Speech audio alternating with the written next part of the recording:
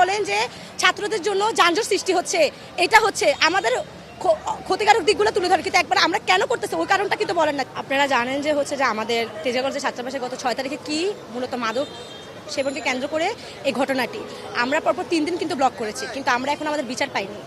আসল অপরাধীদের চিহ্নিত করা হয়েছে, তাও কিন্তু তাদের গ্রেপ্তার করা হয়নি। তখন পুলিশ প্রশাসন প্রথমে আমাদের কাছ থেকে 48 ঘন্টা চেয়ে নিয়েছে, তারপর 72 ঘন্টা যথেষ্ট সময় দিচ্ছি, তারা গ্রেপ্তার করেনি। তারা হচ্ছে সাঙ্গপাঙ্গদের গ্রেপ্তার করতেছে, কিন্তু আসল অপরাধীদের গ্রেপ্তার করছে না। দ্বিতীয় দিন যখন আমরা হচ্ছে মিছিল নিয়ে বের হব, তারা কিন্তু আমাদেরকে যথেষ্টভাবে আটকানোর চেষ্টা করেছে, তারা এমনকি আমাদের উপর লাঠিচার্জ করেছে।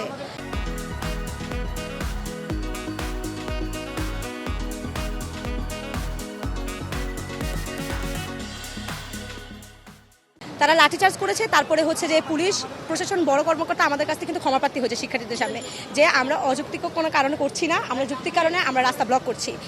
তখন আমরা 6 জন শিক্ষার্থী স্বরাষ্ট্র উপদেষ্টার কাছে গিয়েছি, তিনি আমাদেরকে আশ্বস্ত করেছে যে তারা সন্ত্রাসী, তারা খুনি, তারা কলেজে ছাত্র হত্যা করেছে, তাদের অবশ্যই গ্রেপ্তার করা হবে, তাদের কঠোর থেকে কঠোর শাস্তি দেওয়া হবে।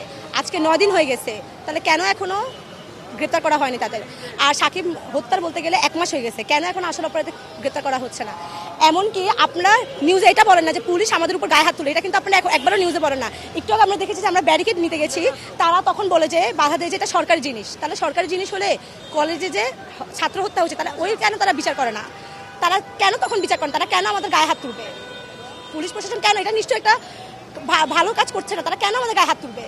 আপনারা শুধু নিউজে বারবার বলেন যে ছাত্রদের জন্য যানজট সৃষ্টি হচ্ছে, এটা হচ্ছে আমাদের ক্ষতিকারক দিকগুলো তুলে ধরে, কিন্তু একবার আমরা কেন করতেছি ওই কারণটা কিন্তু বলেন না। যে পুলিশ যে আমাদের উপর গায়ে হাত তুলছে, এটা কিন্তু আপনারা একবার নিউজে বলেন না, কেউ ক্যাপশনও দেন না যে পুলিশ শিক্ষার্থীদের উপর গায়ে হাত তুলছে।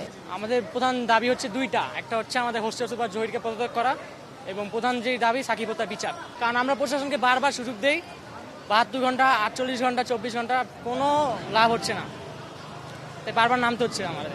এখন আমরা পুলিশের সাথে দেখলেন ধস্তাধস্তি হলো, মারামারি পর্যায়ে।